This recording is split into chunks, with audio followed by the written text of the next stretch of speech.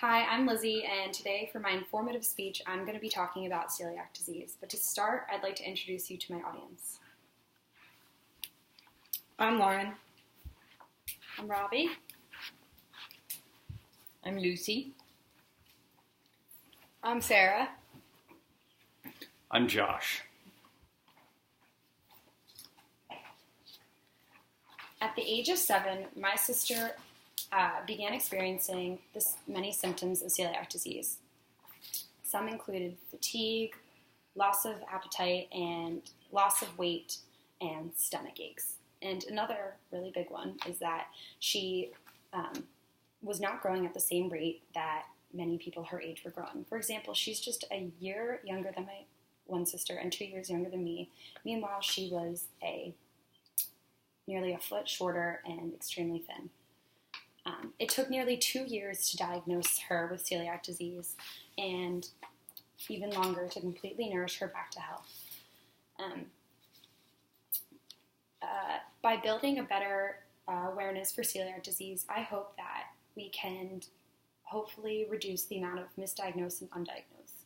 Today, 83% of Americans with celiac disease are undiagnosed or misdiagnosed with other conditions. And my hope is that through this speech, you can learn a little bit more about celiac disease and we can raise a little bit more awareness so people, like my sister, can become healthy again and be diagnosed correctly. Today, she is very healthy and she is taller than me now. Today, an estimated 1 in 133 Americans are diagnosed with celiac disease, meaning 1% of the population is diagnosed with celiac. Celiac disease can affect men, women, and it can affect across all ages and all races, meaning anyone at any time can be diagnosed with celiac disease. For example, I am a carrier of the celiac gene, meaning that celiac disease can become active at any point in my life, and that gene could become active and I would have to start dealing with celiac disease. Because so many people do not know what the disease is, and because there's so many different symptoms, it's extremely hard to diagnose. And my hope is that if we raise a little bit more awareness and the disease becomes better known, that people will be diagnosed sooner, and that the 6 to 10 year period that most, on average, celiacs, it takes 6 to 10 years for a celiac to be diagnosed. I'm hoping that long gap can hopefully be shortened, and that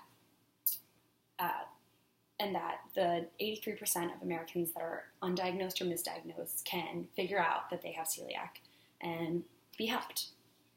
For those of you who know nothing about celiac disease, I'd like to tell you a little bit about the disease first. Celiac disease is a serious genetic autoimmune disease that damages the small intestine and interferes with the absorption of nutrients. Celiac disease is triggered by the consumption of the protein gluten, which is found in wheat, barley, and rye. When those with celiac disease eat foods containing gluten, their immune system responds by damaging the villi of the small intestine. More simply put, those with celiac disease, when they eat gluten, instead of absorbing and digesting the gluten, the immune system responds by fighting against itself, meaning that it will damage the small intestine trying to get rid of the gluten. Now that we know a little bit about what celiac disease is, I want to talk about the treatment of the disease. Today, there's only one treatment for celiac disease, and that is following a strict gluten-free diet. Following a gluten-free diet means avoiding foods with wheat, rye, and barley. But it's not that simple. Not only do you have to not avoid foods with gluten, you also have to be careful of cross-contamination, which I'll get to in a little. Luckily, today there are many gluten alternatives. Just a few that I'm familiar with for my sister are corn flour, quinoa, and buckwheat. Not only are there many gluten-free alternatives, but also the gluten-free market is doubling in size every 3 years, meaning that it's become much easier to sustain a gluten-free diet. Following a gluten-free diet sounds pretty easy, but another factor is cross-contamination. Cross-contamination is when gluten is unintentionally transferred from one substance to another. Gluten, for example, in my house, we have to have 2 different peanut butters and 2 different toasters, so that once we touch the knife from the peanut butter to our gluten bread, we don't put it back in and then cross-contaminate my sister. She has her own and we have ours, so we will not cause her to get sick or to have any stomach aches. So it is extremely important that when trying to follow your diet, you ask waiters, check labels, and be just extra careful that you are not being cross-contaminated. Knowing that you have the disease and knowing how to treat it is one thing, but being strict in following it is very important. There are many long-term conditions and complications if you do not follow the strict gluten-free diet. Just a few that I have are iron deficiency anemia, early onset osteoporosis, infertility, and on a more serious note, if it goes on for long enough, you can develop intestinal lymphomas and other GI cancers. It is extremely important that you not only follow the strict gluten-free diet and make sure to avoid these long-term complications, but also that you follow up with your doctor.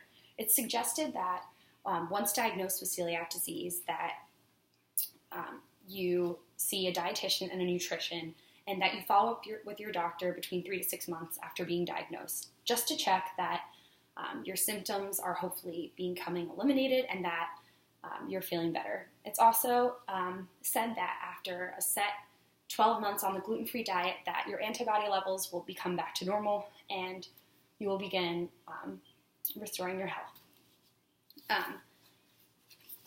Knowing that follow-up is extremely important throughout your whole life if you are diagnosed as a celiac, and it's extremely important to always be aware of ingredients and not to become lazy about the disease.